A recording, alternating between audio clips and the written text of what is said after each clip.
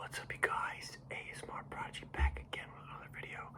As you can tell by the title, we are doing my review on Stranger Things, the last 2 episodes that we waited for over a month for. I do have my window open because it's like 1,000,000 degrees out, and you guys are lucky I don't have the fan on. And I'm just saying, I'm not shutting the windows. So let's just hop into this video. To start off, I give the ending a 6 out of 10. Obviously, there's going to be spoilers in this. I should have said that before.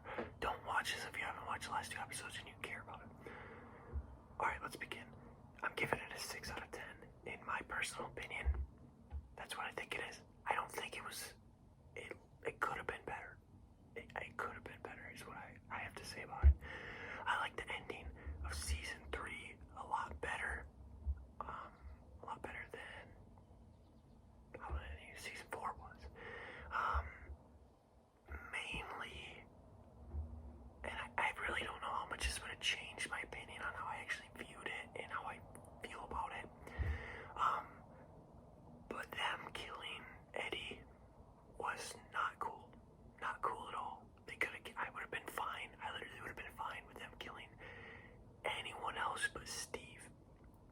Anyone else they could have killed, and I would not have been as distraught as I was about Eddie dying, because it's different than how, like, when Billy died, we had a full season of Billy, and then the next season he died. It's like you didn't really give enough of Eddie to the people who wanted to, the people that watched. You know, we didn't get enough time to develop a connection, or, you know, because, like, you know, it takes a couple seasons at least to get used to someone, and I didn't want him to die. He's one of my favorite characters, and I only knew him for like 7 episodes, so very bad thing to do, in my opinion. There could have been anyone else. In 11, randomly, like, this is just stuff that I guess maybe I'm not the most intent viewer or the most well caught up on the Stranger Things lore, but 11 randomly gets healing powers to save Max. Like, she couldn't go back in the Upside Down and save Eddie. I mean, I don't know, that's just me and my saltiness talking, but I don't understand how she randomly gets healing powers. She's like, oh, main character's about to die, I got healing powers now, I'll bring her back. Okay, yeah, I know what I was gonna say. The guitar solo scene with Eddie Munson that I was talking about in my previous video, I didn't know it was gonna be Master of Puppets. I thought maybe it was, I don't know, but I have to say now, after I watched it the day it came out, so that was Friday, today's Tuesday, a couple days, I don't do math that well in my head, I let it serenade, and I think that Master of Puppets was the perfect choice. It's a really good song, and I mean, it has its niche of listeners. Personally, I do like Metallica, but I know a lot of people who watch that show, watch Stranger Things, do not like Metallica. And I mean, I'm not saying that as a fact, I'm saying that as an assumption.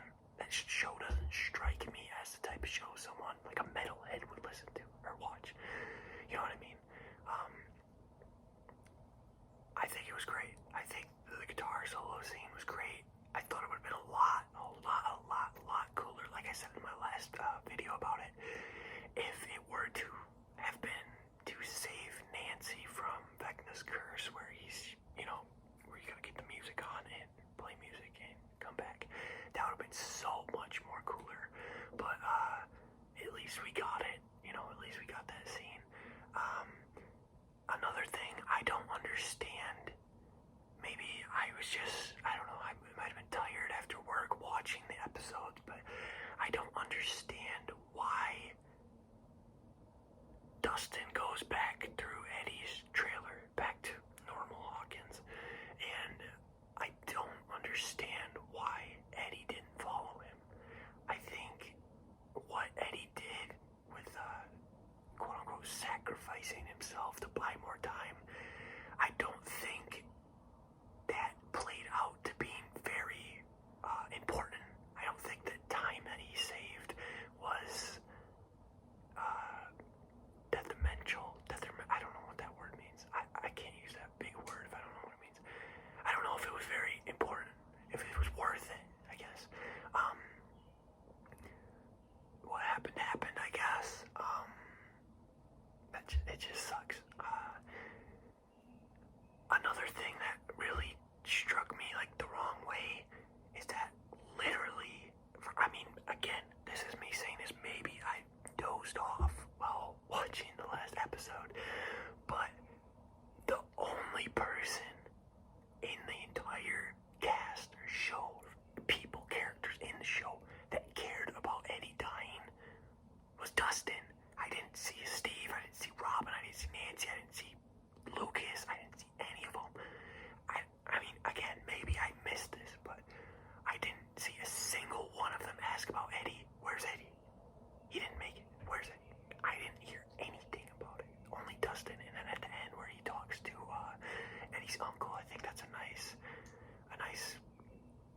what's it called? Closing? I don't know. Closure. That's what it is. Some nice closure. But that just was, I don't know. That struck me the wrong way. He was such a cool character, and I feel like he just got done dirty. Maybe season 5 he turns into Vecna's number 2 man or something. And I don't know. Maybe he turns into Vecna's apprentice. Cause wait, hold up. Theorize with me. I saw this thing on Instagram that said, and it's a long shot. Okay, I'm not saying this doesn't even sound like it's possible, but one of the kids, it was a comparison of Eddie Munson and one of the kids that was in Hawkins' lab was 11. It said, what if Eddie is, I don't remember the number, let's say it was 10. What if Eddie was 10? And because, I mean, the kid, I guess, looked like him a little tiny bit, but that doesn't mean anything. But that would be critically insane if Eddie has powers, didn't know about it somehow, and then it's like, and a good comparison would be to Star Wars, where Palpatine takes on an apprentice, Darth Vader. It would be like Vecna saves Eddie from dying. Vecna saves Eddie from dying, but Eddie is then trapped into being Vecna's apprentice, or his number 2 guy, you know. That would be insane. That would be pretty cool, but that's a long shot, and I don't believe that. You know, it's like a 0.1% chance. But if it happens, you can come back to this video and you can clip it out and say I'm the very first person that ever called it, because I have not seen it anywhere else. I'm trying to think of any other talking points I missed. I think the piggyback idea was cool with 11 into Max's memories. But then again, I guess I just don't understand, because if Vecna just overpowers 11, snaps her neck in Max's memory, does 11 die while she's at that pizza shop in the bath? Like, does she die in person, or is she in Max's head dead? I don't understand. A lot of mind games. I mean, I guess that's the whole point of the season, was Vecna entering people's minds. I've also seen theories about Vecna being in season 1 and killing Will, or capturing him, or you know, all along it's been Vecna, which is true, and they revealed that in the show. All along it has been Vecna. But I saw some things saying that Vecna was literally in season 1. Like, we saw him, we saw a figure. He uses telekinesis to open the door at Will's house, and then Will survived an upside down by singing his favorite song. And now we know that music is what helps save people under Vecna's curse. It's a plausible idea. It's a long shot, but it's plausible. All in all, I'd give the first 7 episodes episodes a 10 out of 10. I'd give the last 2 a 6 out of 10. I just feel like it was kind of rushed. Believe it or not, I felt like it was kind of rushed. I feel like they did way too much in a short amount of time. I'm trying to think of other stuff. I covered the basics, the majority of stuff I wanted to talk about. The thing that bothered me the most was Max being saved by 11 with 11's healing powers that we've never seen. I mean, I guess it's cool to introduce a new power and a new, a new thing that she can do, which is cool. Don't get me wrong, I like that. But it's just cliche. Oh, I'm gonna save this very important character right now. It's like, I just watched, this could be a whole nother video. I just watched episode 7, 8, and 9 of the Star Wars saga. They were absolute ass-can garbage, but it's like, Rey and Kylo Ren, or Ben Solo, whatever you want to call him, they're like, oh, I'm gonna heal you. And then Ben's like, no, I'm gonna heal you. It's like, this never happened. This isn't a thing, And then it just introduces it, and it's like sacrificing your life to heal someone, which is cool. It's a cool idea, but I just don't think that it should have been like, that was so cliche. Could have seen it coming. You would have never seen Max dying. Even up until the last second, you would have never seen Max dying. And I feel like you could definitely tell Eddie was gonna die, because, okay, yeah, this is another thing I want to talk about. It kind of sucks I'm talking about this late in the video, because I know not a lot of people are watching, but the entire season 4, Eddie's like, oh, I get scared, I just run, I don't face my fears, I just run, I don't want to fear being, I don't know, but he talks about how he always runs and he never fights back, and of course, he decides to fight back one time and he dies. Like, how cliche is that? I could have literally told you after the first time they mentioned, oh, I don't back down, I'm gonna keep running, he's hiding out from everyone the entire season. You could kind of just tell that he was gonna be the one that went. You knew someone was gonna be the one that went, and all signs pointed to Eddie, even though I didn't want to accept it, but that's the unfortunate truth, I guess. I don't really have much else to talk about, Stranger Things wise. Like I said, 6 out of 10 on the last 2 episodes, 10 out of 10 on the first 7.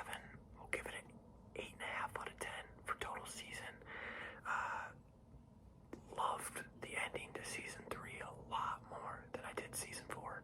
I don't know. I feel like it's weird now that they're old. I liked it a lot better when they were young. That sounds weird. And I don't want that to come across as weird. But, Stranger Things to me is at season 1, season 2, like 12-year-old kids playing D&D in the basement and, somehow managed to fight off world-crushing monsters, but now they're like, apparently they're freshmen in high school, and they're like 20 years old playing the characters, which is just not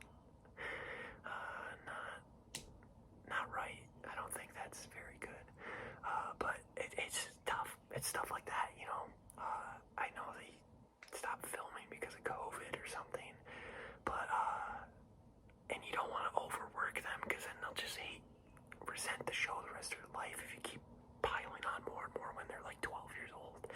But I feel like they should have called it maybe after season 3.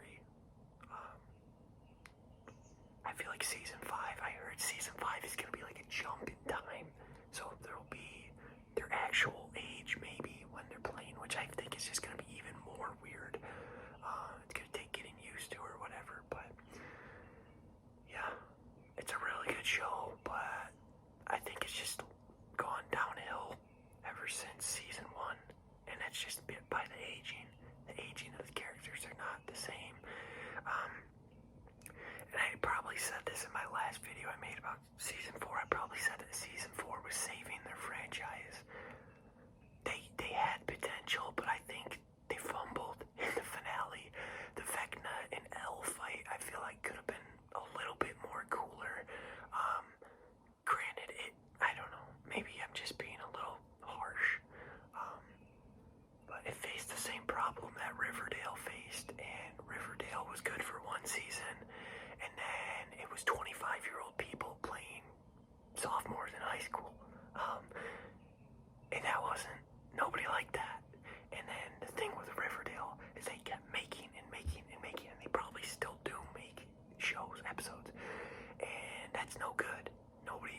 nuts to watch that anymore. And I think Riverdale did a jump in time like Stranger Things is gonna do, which I'm gonna be honest with you guys, I watched up until the jump in time, so I know for a fact they did the jump in time. But it was so I couldn't watch it. It was that bad because they were like, oh yeah, this guy went to the military for 8 years and now he's actually 25. And it was like not good. So much shit happened. It was literally an entire different story, an entire different storyline, different characters, different. It was just gross. And I'm getting off topic here, so I'm gonna call the video here. Sorry about going on a little ramble there at the end. But if you guys enjoyed, leave a like, comment, subscribe, do all that amazing fun stuff that you love to do. And hope you guys enjoyed Stranger